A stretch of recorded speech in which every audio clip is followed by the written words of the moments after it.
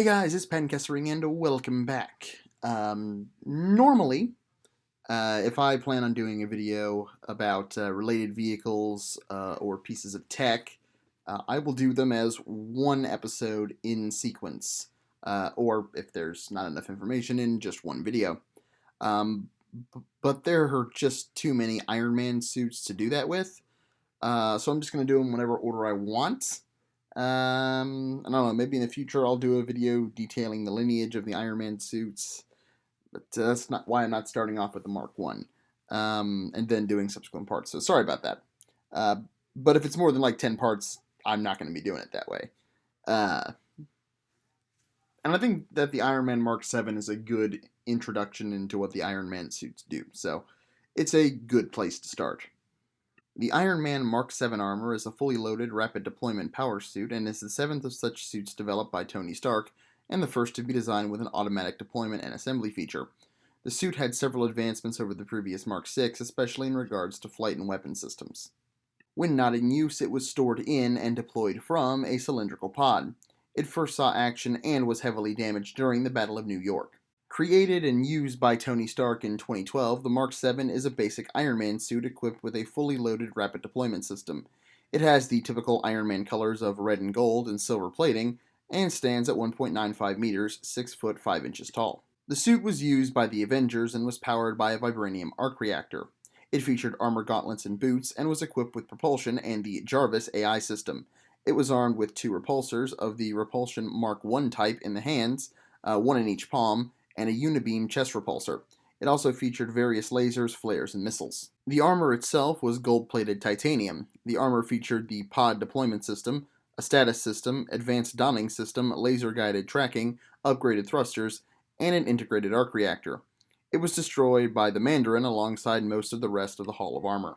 The suit endowed the user with enhanced superhuman physiology and the ability to fly. It featured several special features, pod deployment system and laser-guided tracking being a few. The rest are appearing on screen right now.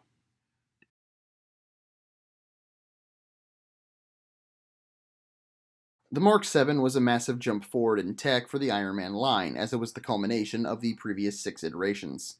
One of the most notable improvements was the improved and expanded flight system, which featured back-mounted thrusters which allowed the suit to fly faster, accelerate faster, and provided stability with the help of 2 counterbalancing thrusters in the chest without the need to counterbalance with the palm-mounted thrusters, freeing the palm-mounted repulsors to be used offensively while maneuvering. The suit also features boot-mounted auxiliary thrusters to provide extra thrust when trying to lift or manipulate objects during flight. This may sound excessive, but remember, the Iron Man suits don't use aerodynamic lift in the same way that an aircraft does, so all maneuvers, like those done in space, must be done mechanically, with thrusters and avionics.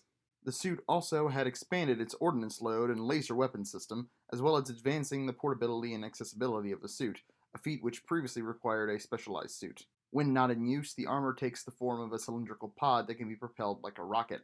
On Stark's command, Jarvis can deploy the armor and send it directly to Stark's location. To do this, it hones in on a pair of bracelets which allow the suit to be guided by laser and assembled around the user's body. This eliminates the need for a gantry system that most of the other Iron Man suits needed to be assembled and disassembled, as well as the need for a separate specialized lighter or rapid deployment suit. The suit adapted many features from the Mark 5, including the ability to step into it, with various parts collapsing to allow this, as well as the ability to eject the user on command. Like all Iron Man suits, the Mark 7 increased the physical abilities of the wearer, granting them superhuman strength, durability, movement, speed, and reflexes. The Mark 7 also expanded the weapon systems of the previous Iron Man suits, upgrading the gauntlet repulsors and unibeams, of which was now once again circular, as well as an improved tri-laser weapon system and thigh-mounted missiles. Small air-to-air missiles were housed in each shoulder as well, alongside 2 small anti-material missiles, one in each gauntlet. It also had flare launchers mounted on the hips in order to defeat enemy missiles. The laser system was vastly improved from the Mark 6, going from a single-shot last-ditch weapon to a continuous weapon that now draws power from the arc reactor.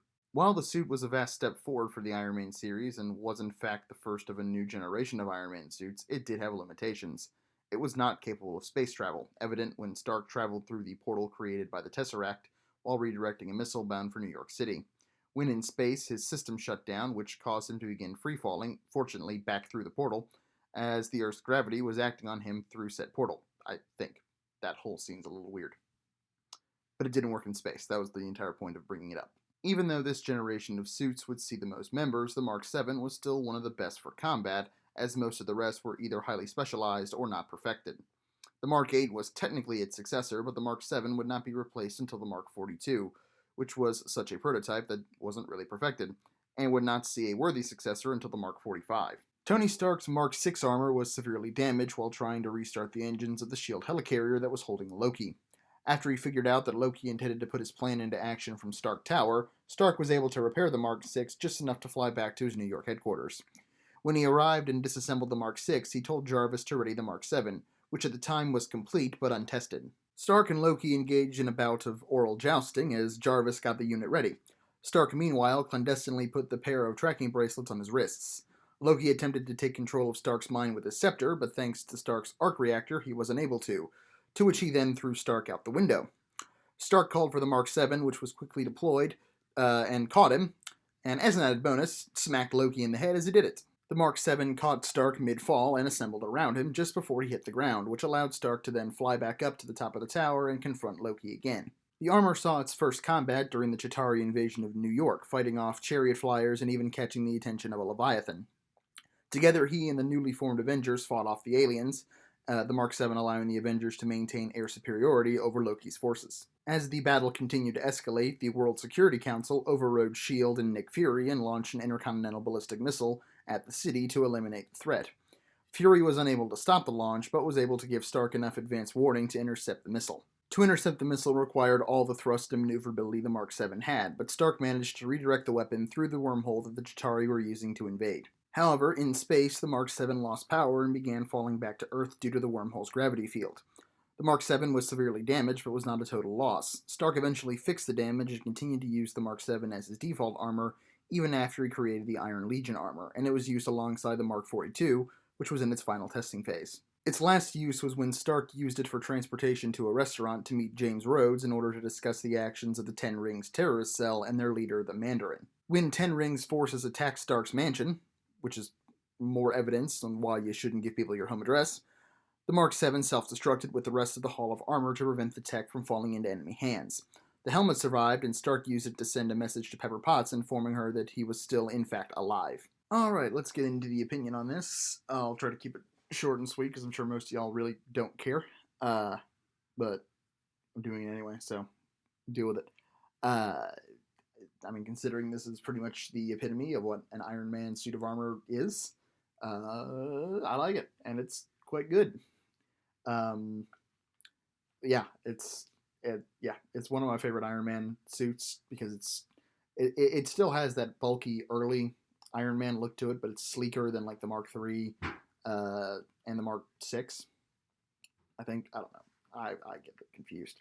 But no, it's very good, and it was probably one of the longest serving ones. And actually, those are all the reasons I wanted to do this one first, because this was early enough to still kind of understand how,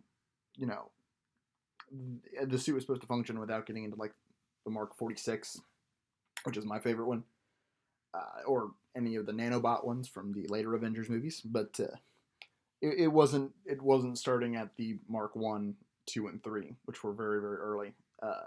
Mark 1 and Mark 2 weren't even really combat oriented. But more on those when we get to, well, the Mark 1 was, I guess, but more on those whenever we get around to them, because we're not doing them today, because that would take too long. But no, yeah, nothing wrong with this one.